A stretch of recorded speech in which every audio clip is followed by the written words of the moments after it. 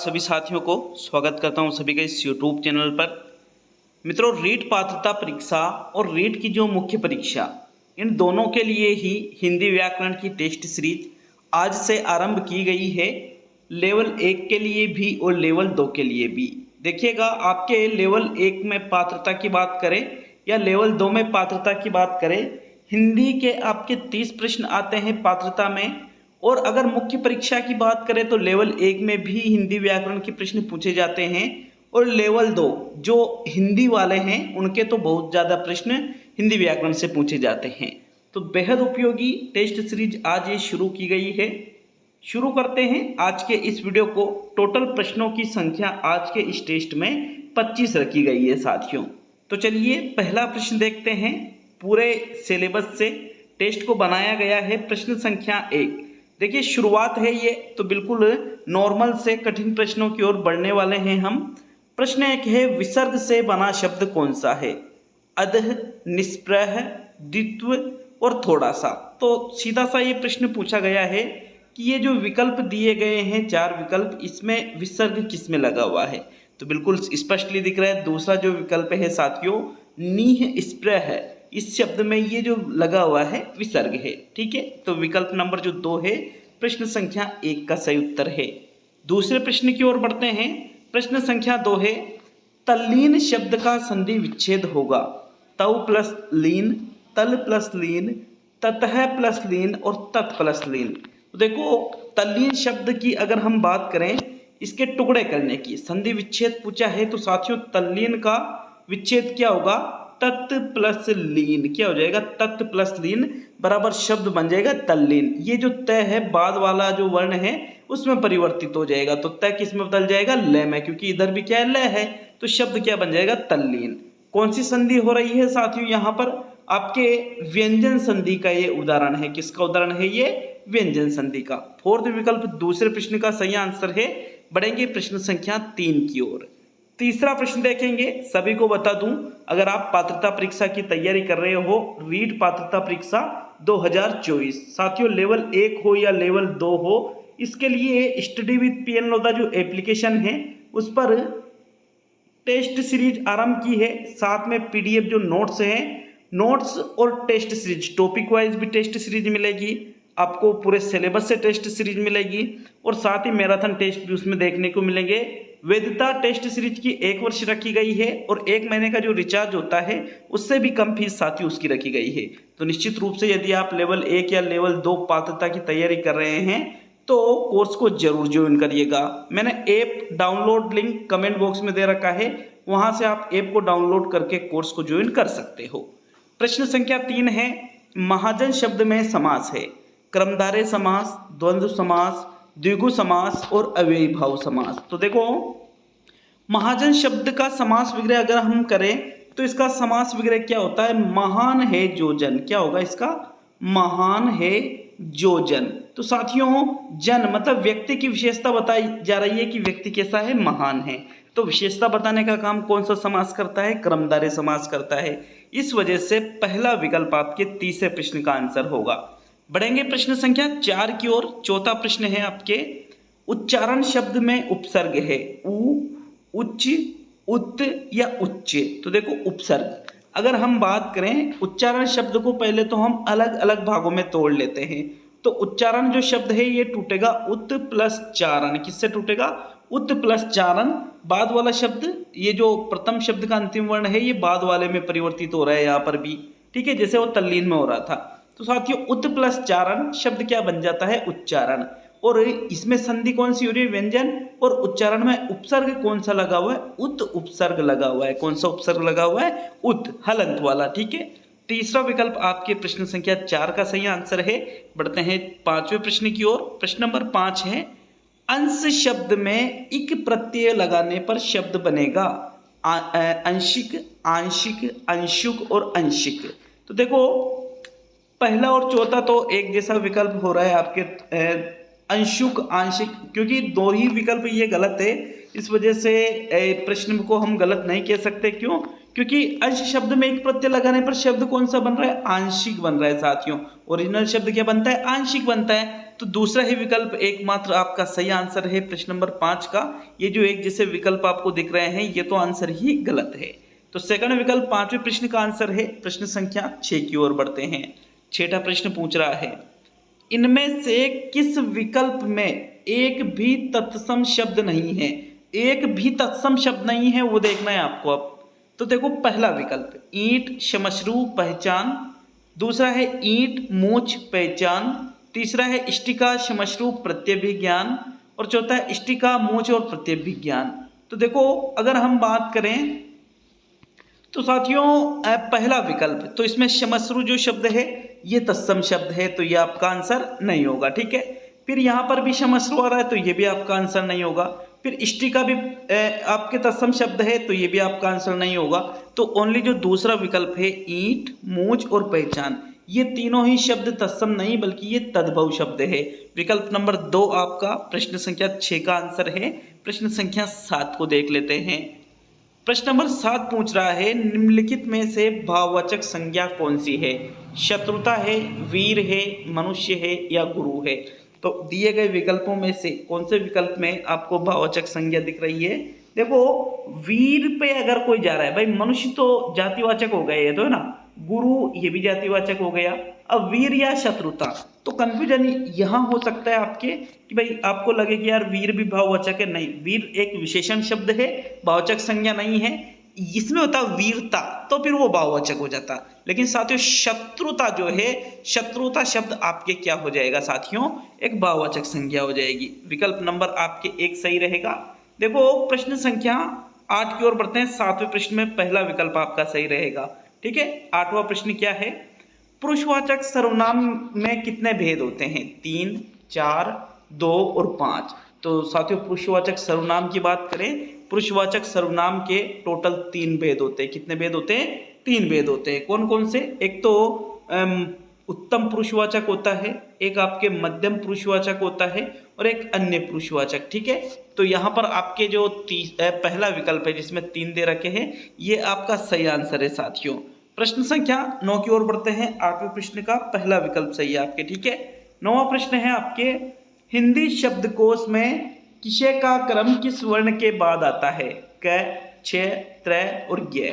तो अगर हम शब्दकोश की देखें, अब वर्णमाला में देख लेना। ठीक है।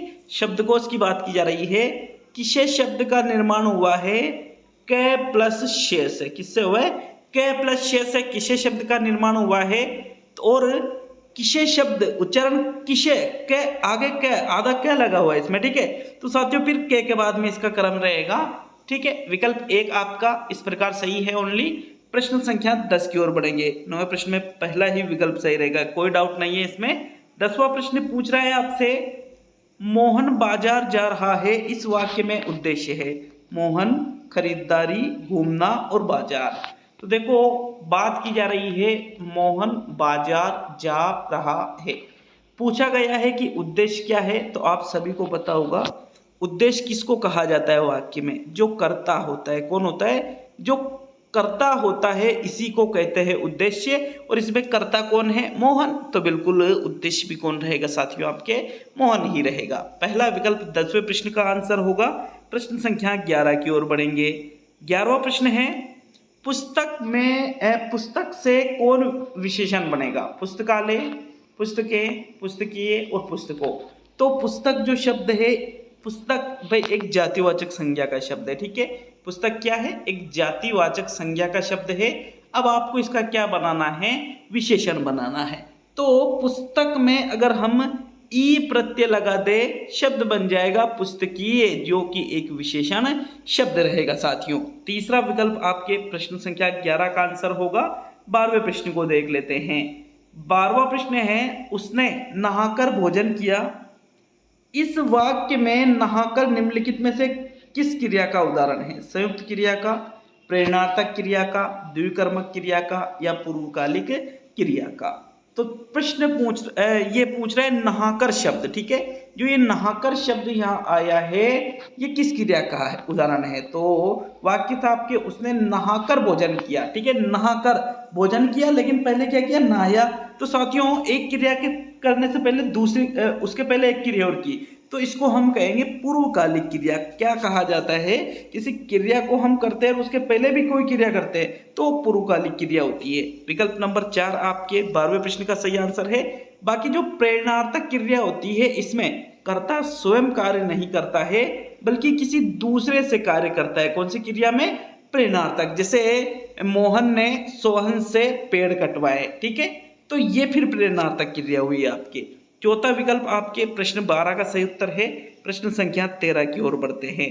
13वां प्रश्न है, वे अविकारी शब्द जो क्रिया की विशेषता बताते हैं, क्या कहा जाता है इनको, समुच्चय बोधक, संबंध बोधक, क्रिया विशेषण या विस्मयादि बोधक। तो जो अविकारी, अविकारी का मतलब किससे लिया जाता है, अव्यय से लिया जाता है। किससे लिया जाता है साथियों, अव्यय। अव्यय कह दो या अविकारी कह दो, बात एक ही है। जो अव्यय या अविकारी शब्द क्रिया की विशेषता बताते हैं उन्हीं को क्रिया विशेषण कहते हैं। क्या कहते हैं उनको, क्रिया विशेषण कहते हैं। जैसे अगर हम उदाहरण देखें तो सीता धीरे धीरे लिखती है, ठीक है, सीता धीरे धीरे लिखती है, लिखती है, इस प्रकार ये वाक्य है। तो साथियों वो लिख तो रही है, ये तो क्रिया है, लेकिन कैसे लिख रही है, धीरे धीरे। तो ये धीरे धीरे जो शब्द है ये क्या कहलाएंगे, क्रिया विशेषण, ठीक है। तीसरा विकल्प आपके 13वें प्रश्न का आंसर है। प्रश्न संख्या 14 की ओर बढ़ेंगे। 14वां प्रश्न है, निम्न में से मीन का समानार्थी है झक, शिलीमुखी, अली या षटपद। देखो मीन, मीन का अर्थ किससे लिया जाता है, मछली से लिया जाता है। किससे लिया जाता है, मछली से। और इनमें से मछली का पर्यायवाची कौन सा है, बताइए। प्रश्न संख्या 14 में कौन सा विकल्प चुनोगे, तो भाई जो झक शब्द है बिल्कुल मछली का पर्यायवाची शब्द है साथियों। ये मीन का या मछली का पर्यायवाची शब्द है झक। विकल्प 1 आपके 14वें प्रश्न का आंसर है। प्रश्न संख्या 15 की तरफ बढ़ेंगे। निराहार का सही विलोम है अनुहार, आहार, विहार और संथार। तो निराहार का विलोम शब्द बताइए, कौन से विकल्प में दे रखा है भाई। निराहार का जो विलोम है वो है आहार। क्या है साथियों, आहार। आहार का मतलब भोजन से लिया जाता है, ठीक है। दूसरा विकल्प आपके 15वें प्रश्न का आंसर है। प्रश्न संख्या 16 को देख लेते हैं। तो 16वां प्रश्न है, प्रथा और प्रथा। ये तो प्रथा और ये प्रथा युग्म का सही अर्थ है। तो यहाँ पर दो शब्द प्रथा और प्रथा, अब आप क्रम अनुसार बताना, ठीक है। रिवाज और रीति, रीति और रिवाज, रीति और कुंती। कुंती कौन, पांडवों की जो माता जी थी वो, या फिर कुंती और रीति। तो साथियों प्रश्न संख्या 16 में पहला जो प्रथा शब्द है इसका क्या अर्थ होता है और दूसरा जो प्रथा शब्द है इसका क्या अर्थ होता है।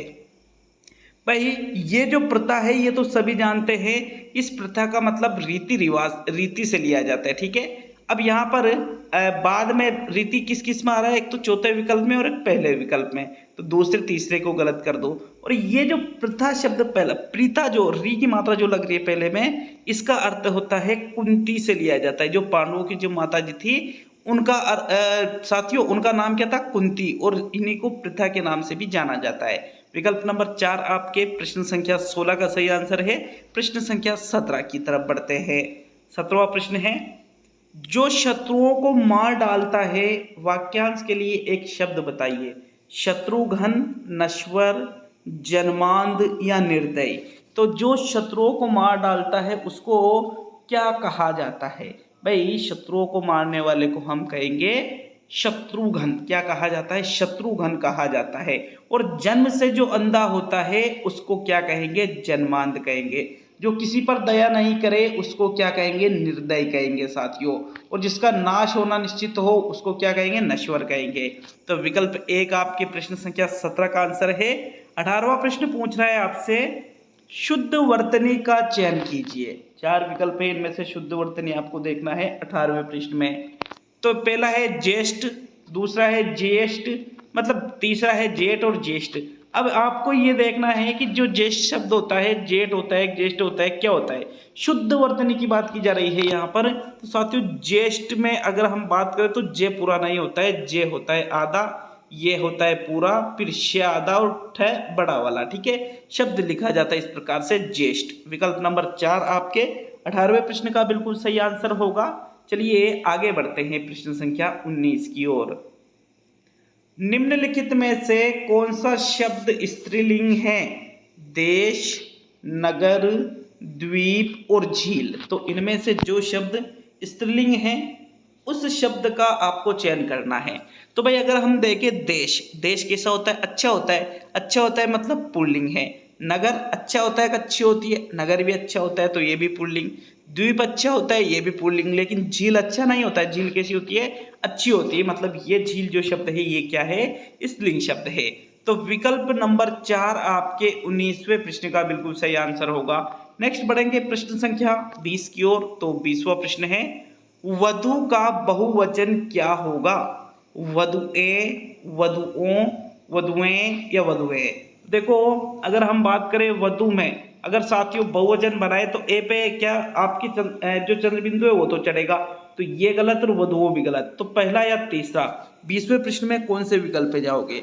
तो भाई अगर हम बात करें जो वधु शब्द लिखा जाता है उसमें बड़े ऊ की मात्रा लगती है, बिल्कुल सही है ना। लेकिन जब इसका बहुवचन बनाया जाता है साथियों तो शब्द बन जाता है वधुएं। क्या बन जाता है? वधुएं, इस प्रकार से।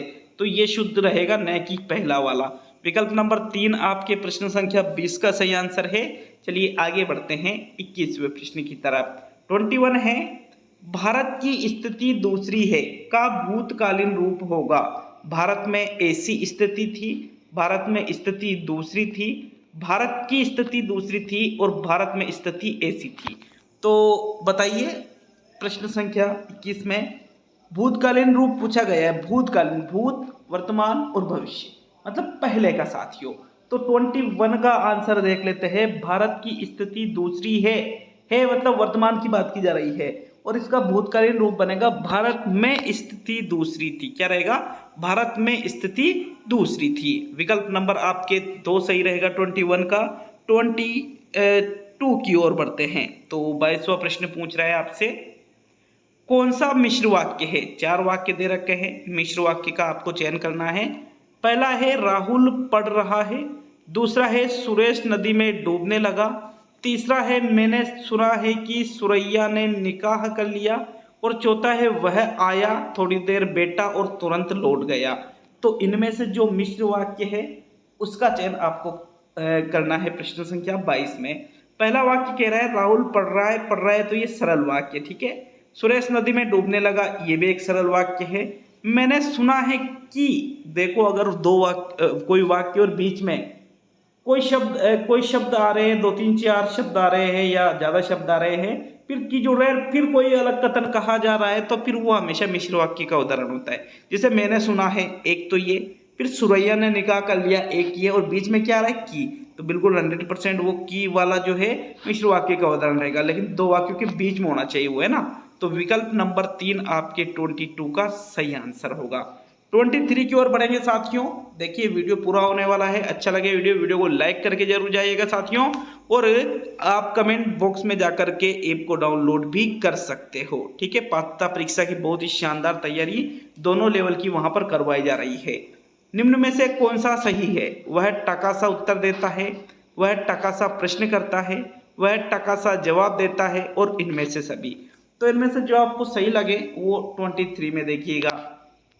देखो टकासा प्रश्न या टकासा उत्तर नहीं होता है, अक्सर हम ये कहते हैं कि वह टकासा जवाब देता है। टकासा मतलब छोटा सा, ठीक है। तो विकल्प 3 आपके प्रश्न संख्या 23 का सही आंसर है।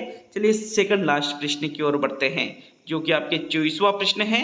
निम्न में से कौन सा अल्प विराम चिन्ह है? पहला वाला है, दूसरा वाला है, तीसरा वाला है या चौथा वाला है? तो ये 4 विराम चिन्ह आपको यहाँ पर 4 जो है विराम चिन्ह दे रखे हैं।